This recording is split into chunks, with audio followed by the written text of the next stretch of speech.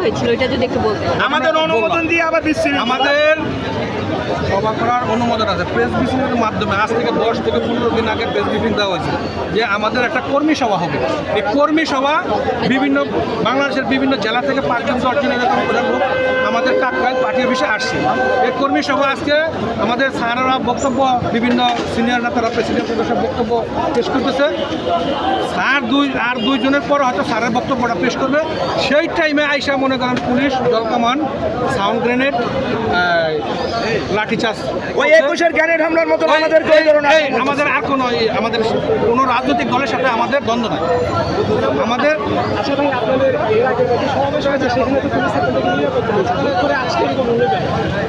আজকের কর্মী সমাবেশ